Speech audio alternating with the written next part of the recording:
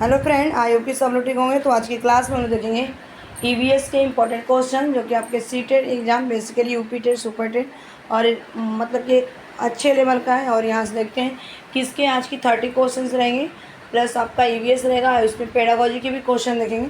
तो चलते हैं क्वेश्चन ऑफ फर्स्ट। यहाँ पे क्या पूछा गया है, देखो। साबुत मूंग या चना को रात भर पानी में भिगोकर फिर 1 या 2 दिन छोड़ देते हैं।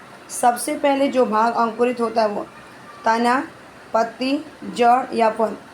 होल मूंग और chana seeds are the deep overnight in water and left a day or two. The part of the sprout which develop first is। तो आंसर हो जाएगा फ्रेंड यहाँ पे राइट आंसर रूट। ठीक है, सी इज द करेक्ट, यानी कि सबसे पहले आपका जड़ मतलब कि चना इससे रहेगा, उसमें से अंकुरित होता है इस तरह का ना। तो राइट आंसर यहाँ पे A, C is the correct answer. Next question friend, next यहाँ पे क्वेश्चन फ्रेंड कि मांड की उपस्थिति को जांच करने के लिए आयोडीन के हल्के घोल से परीक्षण करने पर निम्न में से कौन सा रंग आता है? ब्लू ब्लैक नीला काला, ब्लू वायलेट नीला बैगनी, ब्लू ऑरेंज नीला नारंगी या ब्लू ग्रीन नीला हरा। तो यहाँ पे test for the presence of the starch with the dilute और iodine solution gives which of the following colour, यानी कि मांड स्टार्च की मत देखने के लिए। ठीक है, उसका तो आंसर होगा यहाँ पे ब्लू और ब्लैक। ठीक है, राइट आंसर क्या होगा friend? A is the correct answer. जैसे आलू ले लो और या तो आप क्या बोलते हैं चावल ले लो, उसमें आयरन डाल के चेक करोगे तो उसका कलर नीला और काला आएगा। Next question friend, next question है फ्रेंड यहाँ पे कि बेरी नामक रोग विषमता निम्न में से किस किस विटामिन की कमी से होती है, बताना। Beriberi disease disorder caused by the deficiency of which of the following vitamins. Vitamin B12, vitamin B2, vitamin B1 या विटामिन B3। बेरी जो रोग होती है, ठीक है, विटामिन से भी एक क्वेश्चन पूछे जाते हैं। तो ये आपके विटामिन जो एक टॉपिक्स हैं, यानी कि एक चैप्टर, उसको आप पढ़ लीजिएगा। तो आंसर होगा विटामिन B1 की कमी से आपको क्या होता है, यहाँ पे बेरी डिसीज होता है। विटामिन B से आपको क्या होता है बताना। विटामिन 12 से अगर देखा जाए तो आपको मतलब कि ब्लड की कमी होती है, एनीमिया। तो right answer C is the correct answer. Next question, next question friend पूछा गया यहाँ पे कि जूट यानी पर्सन का रेशा पर्सन के पौधे के किस भाग से प्राप्त होता है, बताना। Jute fibre is obtain from the beach part of the jute plant. बीज यानी कि सीड, लीफ यानी कि पत्ती, फूल यानी फ्लावर या स्टीम यानी कि तना, बताओ। और सबसे ज़्यादा देखा जाए तो जो पर्सन होता है जूट आपका वेस्ट बंगाल यानी कि पश्चिम बंगाल में आपका यहाँ पे 78% ग्रो करे। उसके बाद सेकेंड पर बिहार आता है। ठीक है, आंसर होगा फ्रेंड यहाँ पे स्टीम यानी कि तना से आपका जूट। ठीक है, और इससे बोरी वोरी बनाई जाती है, गोनी बनाई जाती है। ठीक है, चटाई बनाई जाती है, कपड़े भी बुने जाते हैं। तो राइट आंसर क्या होगा friend? D is the correct answer. Next question है फ्रेंड यहाँ पे पूछा गया है कि निम्न में से कौन सा जड़ नहीं है? Which of the following is not root. बताओ कौन सा जड़ नहीं है? रेडिश मूली, स्वीट पोटैटो, शकरकंद ये भी आपका है, ट्रैपियोका ये भी है, टैपियोका भी है।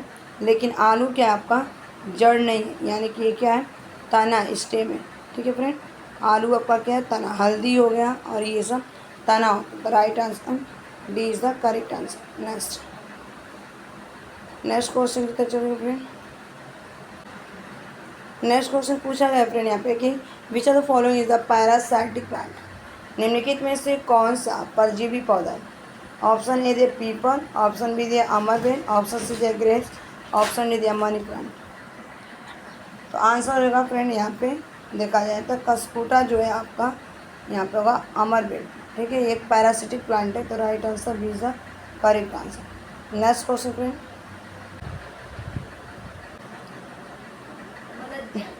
नेक्स्ट क्वेश्चन है फ्रेंड यहाँ पे कि निम्न में से किन पौधों के बीज पशुओं द्वारा विस्थापित होते हैं?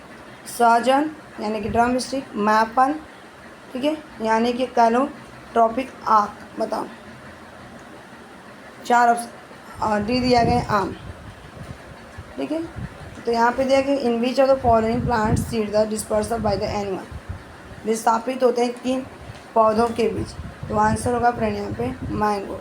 D is the right answer question. Right answer क्या होगा? डी। नेक्स्ट क्वेश्चन फ्रेंड,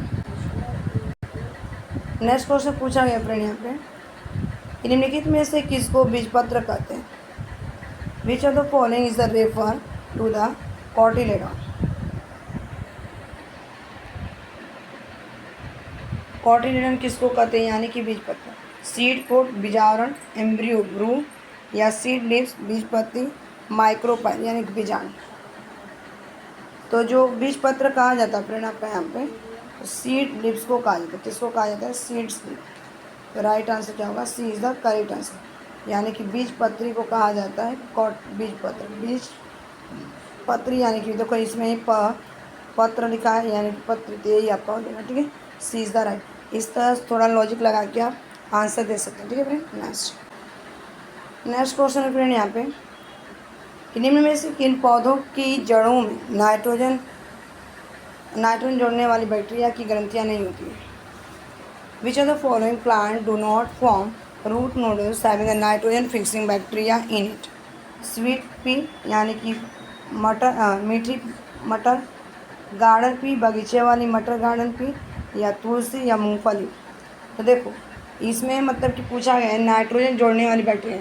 तो आप सबको पता है कि नहीं क्वेश्चन पूछा गया, पहले आपको नए को क्या करना है? सर्कल करना। ठीक है, यानी कि नॉट को, जिससे आपको आंसर।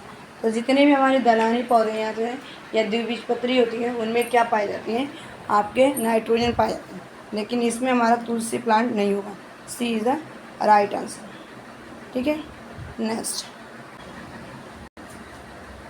क्वेश्चन है फ्रेंड यहाँ पे कि पत्ती में सिराओं एंड छोटी सिराओं की व्यवस्था का नाम क्या है? ठीक है, यहाँ पे the arrangement of the vein and the veinlet in the leaf is termed as, बता। पटल, या सिरा विन्यास, मध्य सिरा, या पैट्यूल यानी कि लैमिना, वेनिनेशन, मिडरी, पैट्यूल।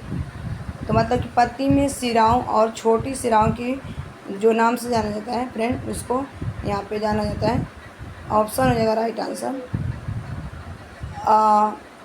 विनेशन, इना की सिरा विन्यास। इस तरह से पत्ती रहती है, इस तरह इसमें रहता है छोटी छोटी, इस तरह फिर ऐसे ऐसे उसमें रहेगा ना, इस तरह की। ये हमारा क्या होता है? सिरा विन्यास होता है। ठीक, तो right answer C. Next question friend,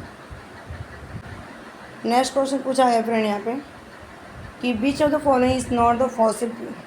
निम्न में से कौन सा जीवाश्म ईंधन नहीं है? कोयला, ये तो है आपका। लकड़ी देखते हैं, पेट्रोलियम, प्राकृतिक गैस। तो प्राकृतिक गैस भी आपका है पेट्रोलियम, लेकिन आपका फ्रेंड यहाँ पे वुड नहीं है, लकड़ी नहीं है आपका जीवाश्म ईंधन। ठीक है, तो right answer B is the correct answer इसका। Next question friend, next question पूछा गया फ्रेंड यहाँ पे कि निम्न में से कौन सा ऊर्जा का परंपरागत स्रोत है? सोलर एनर्जी, ठीक है, सोलर एनर्जी, सौर ऊर्जा, टाइडल एनर्जी, ज्वार भाटा ऊर्जा, जियोथर्मल एनर्जी, भूगर्भीय ऊष्मीय ऊर्जा, या फॉसिल फ्यूल यानी कि जीवाश्म ईंधन। ठीक है, which of the following is the conventional source of the energy? कौन सा है ऊर्जा का परंपरागत स्रोत? ठीक है, तो ये अगर देखा जाए ये तीनों जो फ्रेंड है ना, यानी कि नॉन कन्वेंशनल, अपरंपरागत है, लेकिन इसमें से पूछा गया था परंपरागत। तो आंसर होगा फ्रेंड इसका right answer D is the correct answer. ठीक है, यानी कि फॉसिल फ्यूल जीवाश्म ईंधन जो है ऊर्जा का परंपरागत स्रोत है। तो right answer D is the correct answer. Next question का आंसर देना कि पौधों के ऊपरी भागों से वाष्प के रूप में जल की क्षति को कहते क्या? ठीक है, loss of the water in the form of the vapour from the aerial part of the plant is called. पौधों के ऊपरी भागों से वाष्प के रूप में जल की क्षति को क्या कहते हैं? प्रकाश संश्लेषण कहते हैं, वृद्धि कहते हैं, श्वसन कहते हैं, या वाष्पोत्सर्जन, फोटोसिंथेसिस, ग्रोथ, रिस्पिरेशन, ट्रांसपिरेशन। तो देखो ये तो पहले आपका फोटोसिंथेसिस नहीं करने की बात कर रहा है, यानी कि लॉस ऑफ द वाटर, पानी का उत्सर्जन हो रहा है। ठीक है, वाष्प के रूप में। ग्रोथ की बात तो होगी नहीं, वृद्धि, श्वसन भी नहीं कर रहा है। ठीक है, तो आंसर होगा ट्रांसपिरेशन। राइट आंसर क्या होगा? D is the correct answer. ठीक है, राइट है। इस तरह के क्वेश्चंस पूछे जाएंगे, बिल्कुल आपके नए क्वेश्चंस आएंगे आपके पेपर में। ठीक है, तो राइट आंसर क्या होगा? D. Next question friend, next question friend, Himalaya ample एक औषधि पौधा है जो उच्च क्षेत्रों में पाया जाता है, इसे किस समूह में रखें? ठीक है, हिमालय में apple is medical plant is only found in the higher altitudinal region, this plant is the categorise as, ठीक है, एक्सोस्टैटिक अस्थानिक, एबेंडेंट प्रचुर या बाहुल, एंडेमिक स्थानिक या एंडेंजर संकट संपन्न। बताओ, हिमालय एप्पल एक औषधि पौधा है जो उच्च क्षेत्रों में पाया जाता है, इसे किस समूह में रखें?